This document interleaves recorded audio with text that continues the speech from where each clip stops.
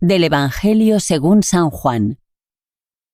Al anochecer de aquel día, el primero de la semana, estaban los discípulos en una casa con las puertas cerradas por miedo a los judíos. Y en esto entró Jesús, se puso en medio y les dijo: «Paz a vosotros». Y diciendo esto les enseñó las manos y el costado. Y los discípulos se llenaron de alegría al ver al Señor. Jesús repitió: «Paz a vosotros. Como el Padre me ha enviado, así también os envío yo». Y dicho esto, sopló sobre ellos y les dijo: «Recibid el Espíritu Santo. A quienes les perdonéis los pecados, les quedan perdonados. A quienes se los retengáis, les quedan retenidos». Tomás, uno de los 12, llamado el Mellizo, no estaba con ellos cuando vino Jesús. Y los otros discípulos le decían: «Hemos visto al Señor». Pero él les contestó: «Si no veo en sus manos la señal de los clavos, si no meto el dedo en el agujero de los clavos y no meto la mano en su costado, no lo creo». A los 8 días estaban otra vez dentro los discípulos y Tomás con ellos. Llegó Jesús, estando cerradas las puertas. Se puso en medio y dijo: «Paz a vosotros». Luego dijo a Tomás: «Trae tu dedo. Aquí tienes mis manos. Trae tu mano y métela en mi costado. Y no seas incrédulo, sino creyente». Contestó Tomás: «Señor mío y Dios mío». Jesús le dijo: «¿Porque me has visto has creído? Bienaventurados los que crean sin haber visto». Muchos otros signos que no están escritos en este libro hizo Jesús a la vista de los discípulos.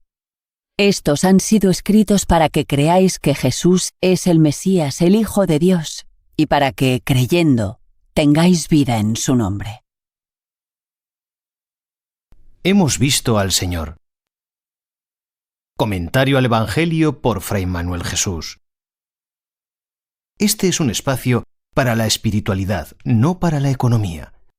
Sin embargo, la economía tiene algo que ver con la espiritualidad, porque la economía se refiere al gobierno de la casa y la espiritualidad al gobierno de nuestro cuerpo, nuestra casa interior. Cuando en la primera carta a los Corintios Pablo habla de los dones del Espíritu, dice que han sido distribuidos por Dios entre muchos para que nadie se jacte y que nos necesitemos los unos a los otros porque ninguno solo posee en plenitud la riqueza del Espíritu. La clave está en no llamar suyo propio a nada de lo que se tenga, sea material o espiritual. La idea de poner todo lo que se es y se tiene al servicio de la comunidad por encima de uno mismo es primordial. Sin embargo, toda distribución justa, para que alcance a todos lo suficiente y que nadie pase necesidad, dependía de los apóstoles, que eran considerados los administradores fieles, puestos al frente de la comunidad por el mismo Señor. Los pobres de todos los tiempos y de todos los lugares han sido y siguen siendo los que aspiran a convertir en realidad el sueño de la justa redistribución de todo tipo de riquezas, como bien sabemos. Según todos los indicios históricos, las primeras generaciones cristianas de la Iglesia Madre de Jerusalén, el principal núcleo desde donde se expandió el cristianismo, estaban conformadas, desde el punto de vista socioeconómico en sus mayorías, por los segmentos pobres y marginales de la sociedad. Buena parte de ellos, además, eran de origen galileo, originarios del norte de Palestina, y que, como migrantes en Jerusalén, en el sur, lo debieron de pasar bastante mal para subsistir. Es más, sobrevivieron gracias a la ayuda mutua que entre ellos fueron capaces de crear y establecer. El hecho de que Pablo organizara una gran colecta entre las comunidades que acompañaba, más ricas y pudientes, para la Iglesia de Jerusalén, nos indica que se trataba de una comunidad más bien pobre y necesitada. En la larga historia de la Iglesia, el sueño comunitario de alcanzar la justicia social y la redistribución en equidad de bienes y recursos siempre ha estado presente. Pero este ideal fue más una aspiración que una realidad global al interior de la comunidad cristiana.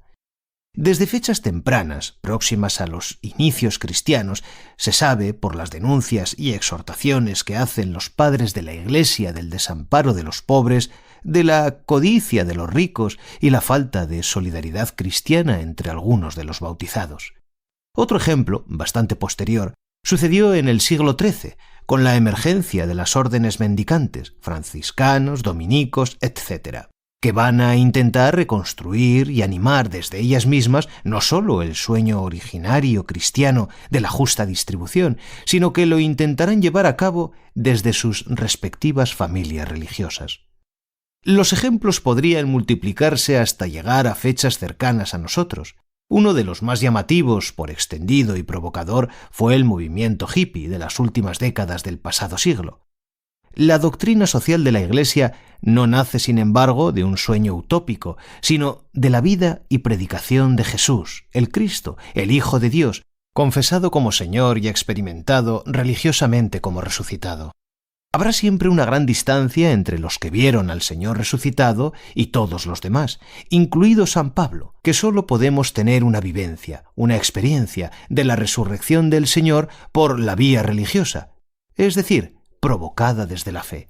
Una fe que brota en virtud del encuentro personal con la palabra de Dios y el testimonio histórico de aquellos que lo vieron resucitado. Hemos venido a la fe porque otros nos han compartido ese testimonio. Hemos creído en él y nos ha impactado. Desde que Jesús saliera de Nazaret hasta su muerte en la cruz, en Jerusalén su vida pública, todo lo que dijo e hizo, tenía como horizonte mostrar la cercanía y misericordia de aquel que llamaba Abba, identificado con el Dios de la Alianza del Antiguo Testamento.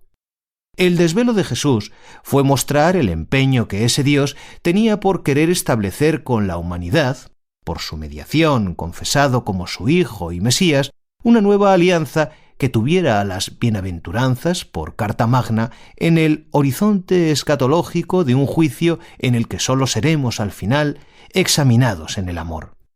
Testigo de todo esto fueron aquellos a los que él mismo llamó y asoció a su propia misión, en especial a los apóstoles, a los enviados. En Jesús, el Cristo, confluyen la misericordia y la verdad del Dios Trinidad. La misericordia para ser verdadera tiene que ser activa, y la verdad dinámica para ser cierta. La una necesita de la otra para construir la verdad del Dios misericordioso, que pasa por el encuentro, la comunidad y el compartir. Del mismo modo que nadie puede concebirse a sí mismo si no es por obra de otros, nadie por sí mismo puede alcanzar lo que pueda llegar a ser, y menos aún conquistar su propia salvación. En cristiano, al menos, todo pasa por el partir y el compartir. La nuestra no es una fe destinada para unos pocos escogidos o una doctrina reservada a unos pocos elegidos, sino un camino abierto a todos los que se dejan encontrar por el Espíritu de Jesús resucitado. Aunque el ver forma parte de la experiencia religiosa, su componente esencial es el creer. No es fácil definir o hablar sobre la creencia en términos aceptables para nuestro lenguaje común y coloquial. La mayoría de las veces nos sucede, además, que no acertamos a expresar atinadamente cuando hablamos de nuestras convicciones religiosas, y peor aún si además percibimos en los que nos escuchan en los otros indiferencia, burla, hostilidad o sarcasmo. Considero que nunca ha sido fácil transmitir la fe viva. Y estos nuestros tiempos, dominados por la increencia generalizada y la ostentosa secularización, son particularmente retadores para los creyentes que quieran dar a conocer a Jesús, evangelizar o transmitir su fe. Creer en el núcleo fundamental y fundacional de nuestra fe en la resurrección no es un asunto menor. El final del Evangelio de San Juan es una prueba de ello. El actual capítulo 21 fue un añadido posterior. Termina el Evangelio, ciertamente, haciendo una confesión de fe por parte de Tomás, Señor mío y Dios mío, pero en un contexto general donde la duda, razonable por otra parte, del mismo Tomás, es un factor incómodo. Hablar de la resurrección y más aún experimentarla, aunque sea de forma religiosa, es algo fuera de lo común, ya que de lo que sí tenemos plena evidencia es de la muerte y de que con ella toda vida individual se termina. Es la fe del mismo creyente la que le hace dar un paso más allá. La fe compartida, la palabra y los sacramentos construyen la Iglesia. nos convierten en miembros de una comunidad histórica en la que, gracias al testimonio de los que fueron testigos acreditados de la resurrección de Jesús de entre los muertos, la vida y no la muerte tienen la última palabra. Es la definitiva palabra de Dios. He venido para que tengan vida eterna. Pascua, que significa paso, es atreverse a dejar el miedo a una evidencia, la muerte, para abrazar una esperanza nacida de la fe.